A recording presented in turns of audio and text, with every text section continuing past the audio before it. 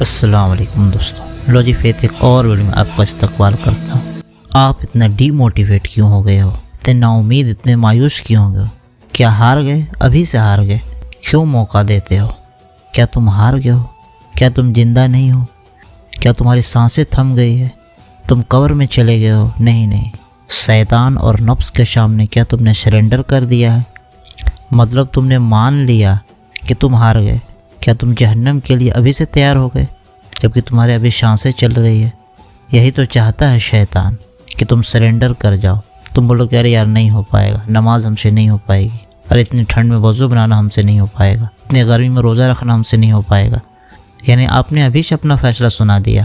جب اسکول میں آپ ایڈمیشن لوگے تبھی تو ایگزام میں بیٹھ پاؤ گے۔ جب اسکول میں ایڈمیشن ہی نہیں لوگے تو ایگزام میں کیسے بیٹھ پاؤ گے؟ تو کم سے کم ایگزام میں بیٹھنے لائق تو کوئی کنڈیشن بنے۔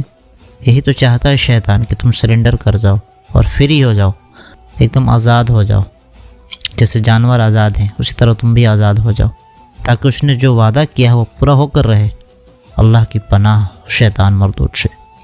آنکھیں اندھی نہیں ہوتی، دل اندھے ہو جاتے ہیں جو سینوں میں ہیں۔ اپنے مردہ دلوں میں اللہ کی یاد سے اس کو زندہ کریں، اپنے مردہ دلوں کو۔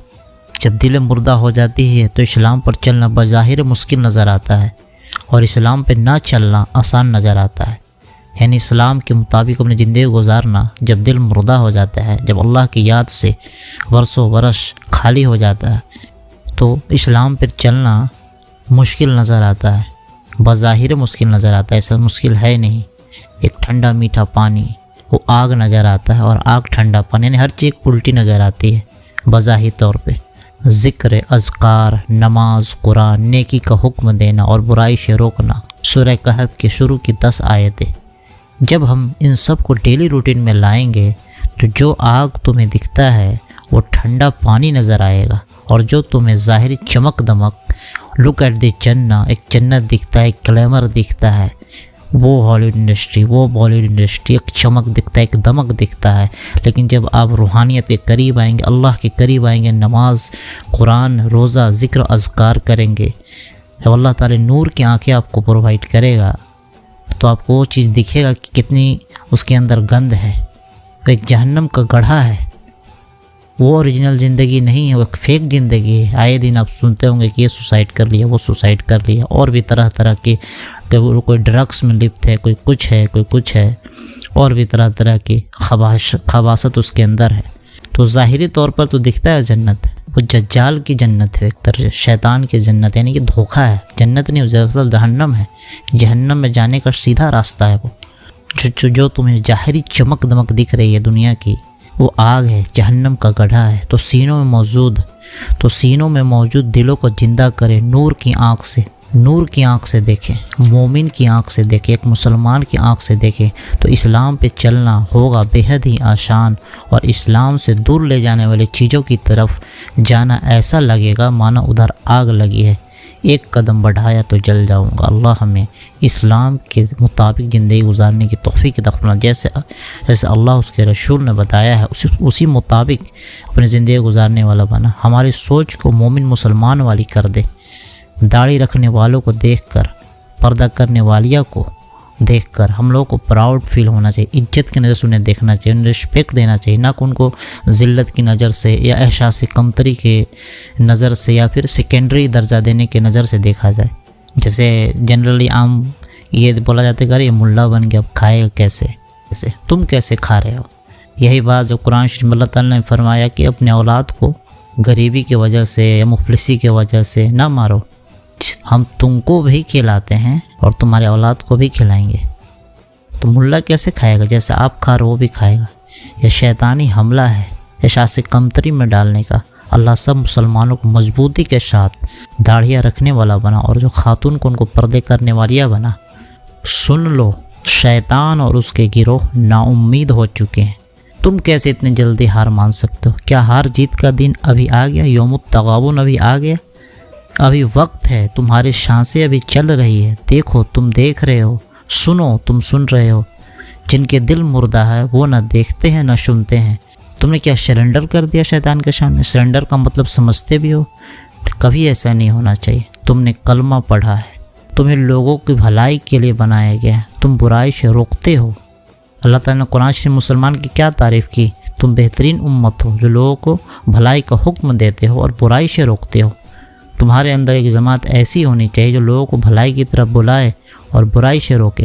ابھی وقت ہے، موت کے وقت کیا ہی کر لوگے تم؟ ابھی تو تھوڑا وقت بھی ہے سوچنے سمجھنے کا، نیک عمل کرنے کا۔ جب موت کا فرشتہ سامنے ہوگا تو اس وقت کیا کر لوگے؟ ایگزامینیشن ہال میں آپ کیا کر لوگے؟ جتنی تیاری ہوگی اسی حساب سے پرفارمنس آئے گا سامنے۔ اٹھو، ہمت کرو، نیت کرو۔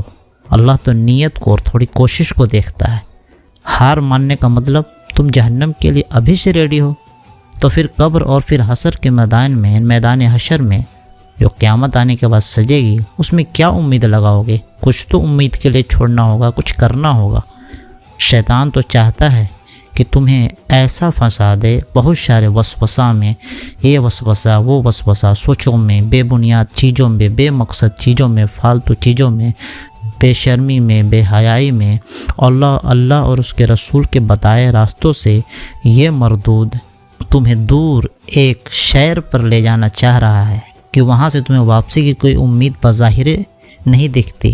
ایسے شہر پر لے جانا چاہ رہا ہے کہ وہاں سے جو واپسی کی امید بظاہر نہیں دکھتی، لیکن اللہ سبحانہ و تعالیٰ قرآن میں فرماتا ہے کہ شیطان کی چال بہت ہی کمزور ہے۔ تو بس اللہ کی پناہ میں آئے شیطان مردود سے، اعوذ باللہ من الشیطان الرجیم، اور کہیں کلمہ، یعنی کہ کہیں لا الہ الا اللہ محمد رسول اللہ، سپرد کر دے اپنے آپ کو اللہ کے سامنے کہ ہم نے سنا، سمعنا وطعنا، اور ہم نے مانا آپ کی بات، ہم ایمان لے آئے، ہمیں معاف کر دے اور ہم پر رحم کر، آمین۔ یا اللہ ہم مومن والی آنکھ یعنی نور عطا فرما، بند دلوں کے پردے کو ہٹا دے اور دین پر چلنا آسان کر دے، آمین۔ اس لیے ذرا سا ہمت نہ رہے، ہمت کریں، چونکہ آپ کی بھی زندگی ہے، بھی موقع ملا ہے۔ جو جس عمر میں ہے اللہ سے معافیہ مانگے، خوب معافیہ مانگے، خوب استغفار کریں۔ استغفار کو اللہ تعالیٰ پسند کرتا ہے۔ سب سے بڑا وظیفہ اگر کوئی ہے تو وہ استغفار ہے۔ پورے قرآن شریف میں 3 جگہ استغفار کے انعامات اللہ تعالیٰ نے گنائے ہیں۔ سورہ نوح میں تو واضح ہے کہ تم استغفار کرو۔ نوح علیہ السلام اپنی قوم کو اللہ تعالیٰ مال بھی دے گا، اولاد بھی دے گا، آسمان اور زمین سے طرح طرح کے خزانے نازل کرے گا، اور بھی سورہ ہود میں ہے اور ایک جگہ اور قرآن شریف میں ہے۔ اللہ تعالیٰ خود فرماتے ہیں قرآن شریف میں استغفار کی فضیلت، خوب سے خوب استغفار کرے، اللہ سے لو لگائے، ہمت کرے۔